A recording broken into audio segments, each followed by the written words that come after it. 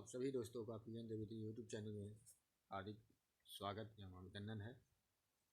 आज मैं UPHSC assistant professor के सिलेबस में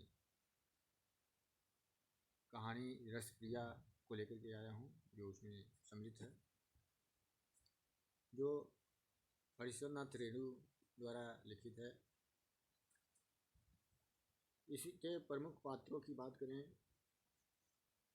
तो मृदंगिया, मोहना, पंचकौड़ी, नंदू बाबू, शोभा, मिसिर, रमपतिया इत्यादि इसके प्रमुख पात्र हैं। इस कहानी की समीक्षा मैं करूँगा। रसप्रिया कहानी का कथानक या सारांश रेणु के अपने गांव के लोगों के साथ जैसे संबंध रहे, वहाँ के गीत, संगीत, नृत्य और खेत खलिहानों में वह जिस तरह रमे रहे, उनसे उनके अनूठे कथाकार व्यक्तित्व का निर्माण हुआ। उनके विशिष्ट कथा चरित्रों की निर्मित की वजह भी यही है। रेणु विभिन्न लोक अनुभवों की संगीतमय अभिव्यक्ति अपनी कहानियों और ख़ास तौर पर रसप्रिया कहानी में करते हैं।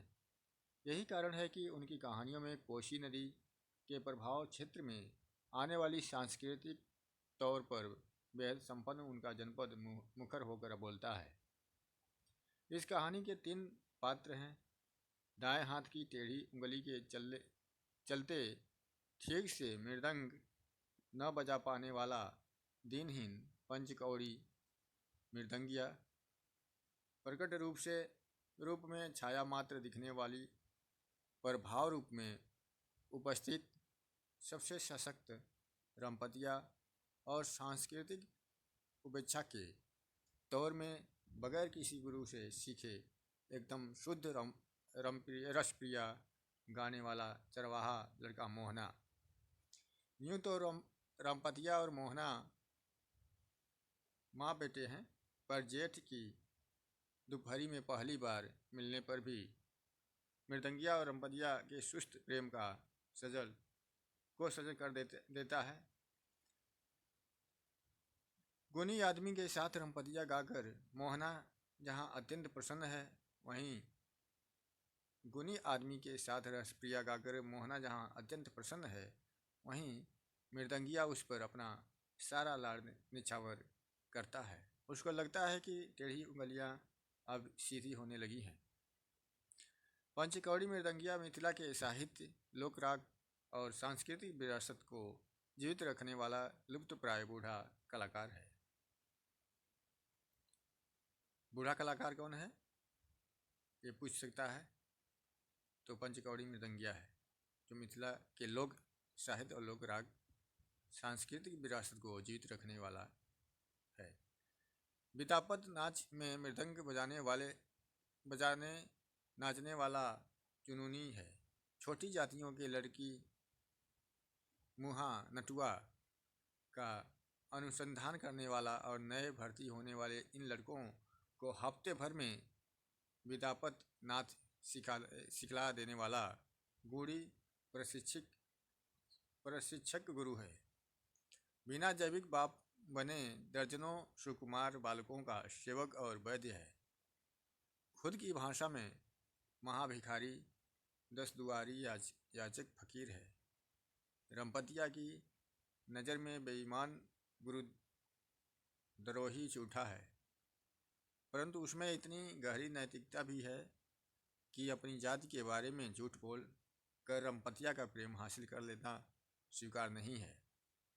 लोक संगीत और विद्यापति के पदों पर आधारित नाच की इतनी बारीकियां इस कहानी में लेखक बताता है कि मृदंगिया मोहना के लिए अपरिचित नहीं है। वह उसके बारे में सालों पुरानी अंतरंग बातें जानता है। पहचान बस उसकी टेढ़ी उंगलियां और गले में लटका मृदंग है।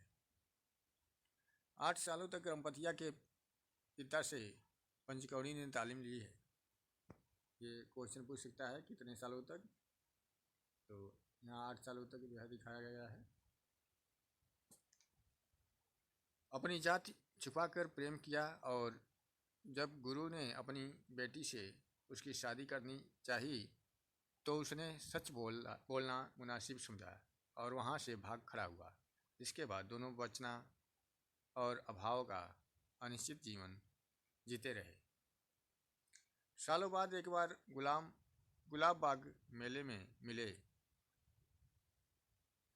भी तो उलाहना और लांछनों के बीच इसी मेले में पंचकौड़ी की उंगलियां टेढ़ी हो गई और रमपतिया की लाख दुआओं के बाद भी ठीक नहीं हुई।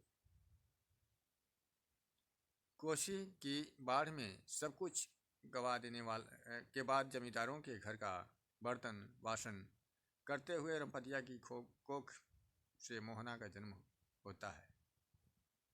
यहाँ कोसी नदी का भी वर्णन है, इसे ध्यान रखें। उधर पंचकौड़ी एक युवक से गले में मृदंग लटकाकर भीख मांग रहा कर जीवन यापन कर रहा है। फिर एक दिन इन तीनों को अप्रत्याशित रूप से में अचानक मिलाने वाला कारक भी रसप्रिया ही बनता है, जो मोहना के माध्यम से पंचकौड़ी मृदंगिया और रसप्रिया के रमपतिया के सुप्त प्रेम को सजल सप्राण कर देता है। गुनी आदमी के साथ रसप्रिया गाकर मोहना जहाँ अत्यंत प्रसन्न है, वहीं मृदंगिया उस पर अपना सारा लाड निछावर करती है।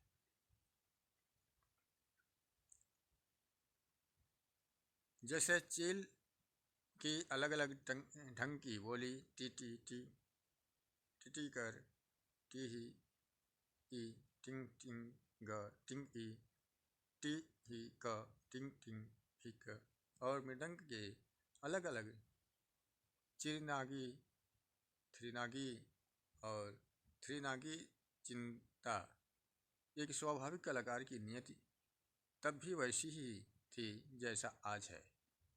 जब मृदंगिया के स्वाभिमान को ठेस लगती है तो वह कह उठता है को रिझाकर पेट पालता हूँ। किसने कहा है कि मैं भीख मांगता हूँ? मृदंग बजाकर पदावली गाकर लोगों का जीवन भर कितने भी अभाव में मृदंगिया रहा हो, उसके मन का उदात्त भाव कभी कम नहीं हुआ है। क्षीण होते मानवीय सरोकारों के बीच हालातों के हाथों मजबूर और वंचित कर दिए गए निर्धन पात्रों के माध्यम से अजय रागात्मक मूल्यों में भरोसा लौटाने के लिए यह कहानी बार बार याद की जाएगी। रसप्रिया कहानी का उद्देश्य रसप्रिया कहानी में रेणु ग्रामीण समाज से ओझल होती लोक संस्कृति की परंपरा का चित्रण करते हैं। ये सबसे महत्वपूर्ण है, इसे आप जरूर ध्यान दें कि जो रसप्रिया कहानी का उद्देश्य है वो ग्रामीण समाज से ओझल होती लोक संस्कृति परंपरा का चित्रण है। इस कहानी में मृदंगिया के माध्यम से चिंता व्यक्त करते हुए कहते हैं कि जेठ की चढ़ती दोपहरी में खेतों में काम करने वाले भी अब गीत नहीं गाते हैं। कुछ दिनों के बाद कोयल भी कूकना भूल जाएगी। क्या ऐसी दोपहरी में चुपचाप कैसे काम किया जाता है? 5 साल पहले तक लोगों के दिल में उल्लास बाकी था। इस प्रकार स्पष्ट है कि लोक संस्कृति की मिटती हुई परंपरा के साथ रेणु का समाजबोध कितना गहरा है। जिस ग्रामीण समाज में लोक संस्कृति का अपना एक अलग ही महत्व था, आज वह लोक संस्कृति एवं लोकगीत ग्रामीण समाज से धीरे धीरे ओझल होते जा रहे हैं। इस प्रकार रहा ये कहानी की समीक्षा। ये कैसा लगा इसे आप लोग जरूर बताएं। बहुत बहुत धन्यवाद।